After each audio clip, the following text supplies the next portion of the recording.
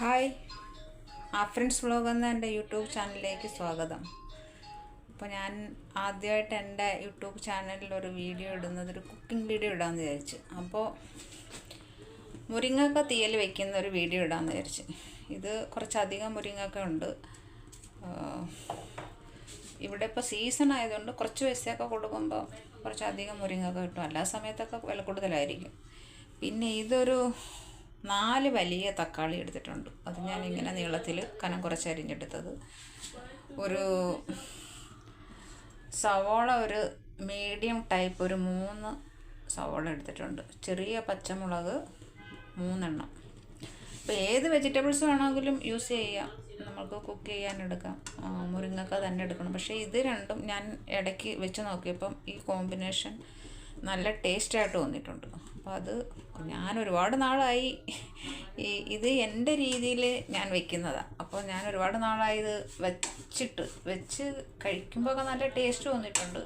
അപ്പോൾ ഇന്ന് ഒരെണ്ണം ഉണ്ടാക്കിയിട്ട് എൻ്റെ യൂട്യൂബ് ചാനലിൽ ഈ വീഡിയോ ഇടാമെന്ന് വിചാരിച്ചു.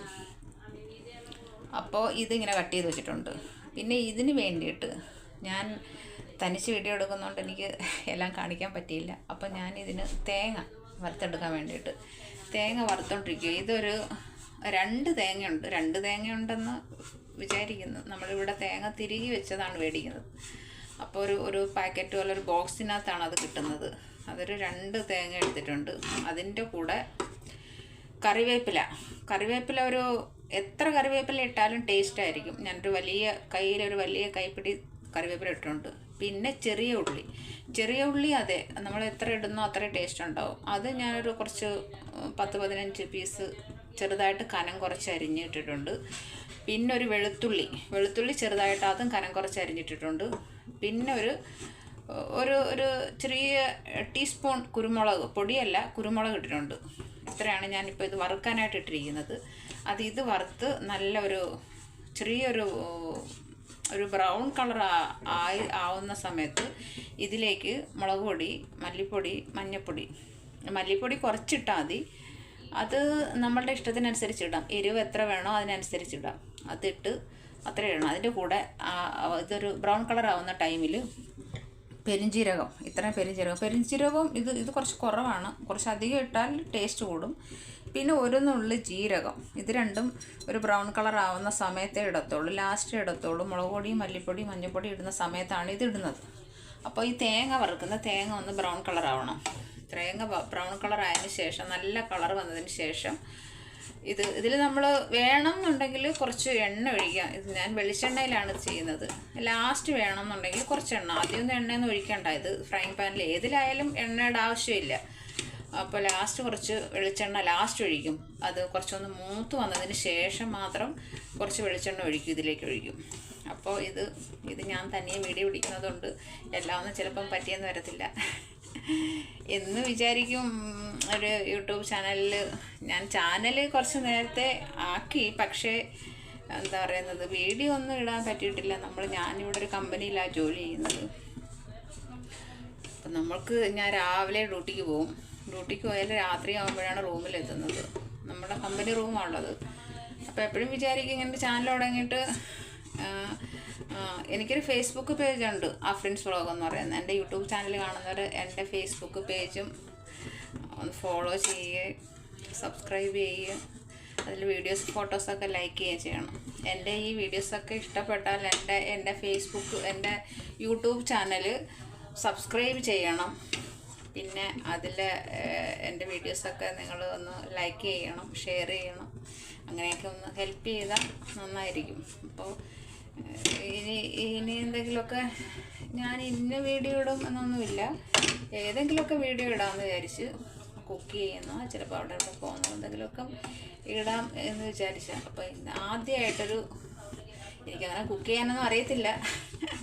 അറിയാവുന്നതൊക്കെ ഇത് എൻ്റെ രീതിയിൽ കുക്ക് ചെയ്യുന്നൊരു തീയല. അപ്പോൾ ഇത് നന്നായിട്ട് ബ്രൗൺ കളറായി വരുന്ന സമയത്ത് കുറച്ച് മല്ലിപ്പൊടി ഇതിൻ്റെ ഈ തേങ്ങയുടെ അളവിന് വെച്ചിട്ട് ഒരു 3 സ്പൂൺ, ചെറിയ സ്പൂണിന് 3 സ്പൂൺ, ഒരു 4 സ്പൂൺ മല്ലിപ്പൊടി, ഒരു 3 സ്പൂൺ മുളക് പൊടി കാശ്മീരി മുളക് പൊടി അല്ല ഇത്. അപ്പോൾ ഇതിൻ്റെ എരിവുള്ളത്. അപ്പോൾ ഒരു 3-3.5 സ്പൂൺ ഇടാം. മഞ്ഞൾപ്പൊടി ഒരു സ്പൂൺ, ചെറിയ സ്പൂണിന് 1 സ്പൂൺ ഇട്ട് ആ സമയത്ത് തന്നെ ഈ ജീരകവും കൂടെ അതിലിട്ട് നന്നായിട്ട് മൂപ്പിച്ചെടുത്തതിന് ശേഷം ഇത് മിക്സിയുടെ ചെറിയ ജാറിൽ വെള്ളം ഒഴിക്കാതെ അരച്ചെടുക്കണം. വെള്ളം ഒഴിക്കാതെ കുറച്ച് ടൈം എടുക്കും. വെള്ളം ഒഴിക്കാതെ നന്നായിട്ട് നല്ല മഷി പോലെ അരച്ചെടുത്തിട്ട് ആണ് നമ്മൾ നമ്മുടെ തീയലിലേക്ക് ചേർക്കുന്നത്. പിന്നെ നമ്മൾ ഇത് വഴറ്റിയെടുക്കണം. ഇത് ഒരുമിച്ചിട്ട് തന്നെയാണ് വഴറ്റുന്നത്. തക്കാളിയും മുരിങ്ങക്കായും ഉള്ളിയും ഇതിനൊന്നും അധികം വേവില്ലാത്ത സാധനമാണല്ലോ. ഇത് വെളിച്ചെണ്ണ ഒഴിച്ച് കടുക് വറുത്തിട്ട് അതിലേക്കിട്ട് ഈ 3 ഇൻഗ്രീഡിയൻസും കൂടെ ഇട്ടിട്ട് അത് നന്നായിട്ട് വഴറ്റിയെടുക്കണം. വെള്ളം ഒഴിക്കാതെ എണ്ണയിൽ തന്നെ ചെറിയ തീയിൽ വെച്ച് നന്നായിട്ട് വഴറ്റിയെടുക്കണം. വേവായി വരുന്ന ടൈമിൽ നമ്മൾ ഈ മിക്സിയിൽ നമ്മുടെ വറുത്ത് വെച്ച തേങ്ങയൊക്കെ അരച്ച് അതിലേക്ക് ചേർത്ത് ആവശ്യത്തിന് വെള്ളവും ചേർത്ത് ആവശ്യത്തിന് ഉപ്പും ചേർത്ത് എടുക്കണം. അപ്പോൾ വീണ്ടും കുക്ക് ചെയ്ത് എടുക്കണം. അപ്പോൾ അത് നല്ല ടേസ്റ്റുള്ള തീയലായിരിക്കും. നിങ്ങൾ ട്രൈ ചെയ്ത് നോക്കണം. എൻ്റെ വീഡിയോസ് കാണുന്ന ആരെങ്കിലുമൊക്കെ ഉണ്ടെങ്കിൽ ഈ തീയൽ ട്രൈ ചെയ്ത് നോക്കണം. ഉറപ്പായിട്ട് നിങ്ങൾക്ക് ഇഷ്ടപ്പെടും എന്നാണ് എൻ്റെ വിശ്വാസം. ഞാൻ തന്നെ പരീക്ഷിച്ച് നോക്കിയിട്ട് ആരെയൊക്കെ ചിലപ്പോൾ ഇങ്ങനെ ഉണ്ടാക്കുന്നുണ്ടാവും. ഞാൻ വീട്ടിൽ ചേച്ചിക്ക് അനിയത്തിയുടെ ഹസ്ബൻഡിന് എന്ത് കണ്ടാൽ ചില ആൾക്കാരുണ്ടല്ലേ വേറൊരാളെ ചെയ്യുന്ന എന്ത് കണ്ടാലും അത് ചെയ്യണം എന്നുള്ളൊരു എന്താ പറയുന്നത്, അത് ഫോളോ ചെയ്യുകയല്ല, അതിലൊരു എന്താ പറയുന്നത്, ചെറിയ കുട്ടികളുടെ ഒരു സ്വഭാവം ഉണ്ടല്ലേ. അങ്ങനെ ആ ചേച്ചി ഇപ്പം ഞാൻ യൂട്യൂബ് ചാനൽ തുടങ്ങും, എനിക്കിഷ്ടം പോലെ ഫ്രണ്ട്സൊക്കെ ഉണ്ടെന്ന് പറഞ്ഞിട്ട് അങ്ങോട്ട് പോയിട്ടുണ്ട്. ആ ചേച്ചി ചോദിക്കാൻ വേണ്ടി പോയിട്ടുണ്ട്. പുറത്ത് നിന്ന് ആരോടോ ചോദിക്കാൻ വേണ്ടി പോയിട്ടുണ്ട്. വലിയ യൂട്യൂബർമാരൊക്കെ ഫ്രണ്ട്സ് ഉണ്ടല്ലോ. എനിക്ക് ആരുമില്ല ഫ്രണ്ട്സ് എന്ന് യൂട്യൂബർമാരൊന്നും. ഞാൻ മാത്രമേ ഉള്ളൂ. ഞാൻ അവിടെ ഒരു കമ്പനിയിൽ വർക്ക് ചെയ്യുക. ക്ലീനിങ് കമ്പനിയാണ്, വലിയ കമ്പനിയൊന്നുമല്ല, ക്ലീനിങ് കമ്പനിയാണ്. വന്നിട്ട് എന്താ പറയുന്നത് 13 വർഷമായി ഇവിടെ വന്നിട്ട്. 13 വർഷമായി. അപ്പോൾ മോനെ വളർത്താൻ വേണ്ടിയിട്ട് ഇങ്ങനെ ഇവിടെ വന്ന് അവന് 3-3.5 വയസ്സുള്ള സമയത്ത് ഞാൻ ഇവിടെ വന്നതാണ്. ഇതുവരെയും തിരിച്ചു പോകാൻ ആയിട്ടില്ല. എല്ലാവർക്കും അറിയാം പ്രവാസികളുടെ ജീവിതം. നമ്മൾ വന്ന ടൈമിൽ ഒരുപാട് പ്രതീക്ഷ, വരുന്ന സമയത്ത് എന്താ പറയുന്നത്, വരണം എന്ന് വിചാരിച്ചൊന്നും വന്നതല്ല. അതൊക്കെ ജീവിതത്തിൽ ഓരോ പ്രശ്നങ്ങളും ഉണ്ട്. അപ്രതീക്ഷിതമായിട്ട് വരേണ്ടി വന്നതാണ് ദുബൈയിൽ. ഇവിടെ വന്നിട്ട് എന്താ പറയുന്നത്, നമ്മളെ ജീവിതത്തിൽ നമ്മൾ ഒരുപാട് ഫ്രണ്ട്സ്, നല്ല ആൾക്കാരെ കണ്ട് നമ്മുടെ ജീവിതത്തിൽ പലതും ഇവിടെ വരുമ്പം നമ്മൾ എന്താ പറയുന്നത്, നമ്മളെവിടെ നല്ല മനുഷ്യരും ഉണ്ടായിട്ടുണ്ട് ജീവിതത്തിൽ.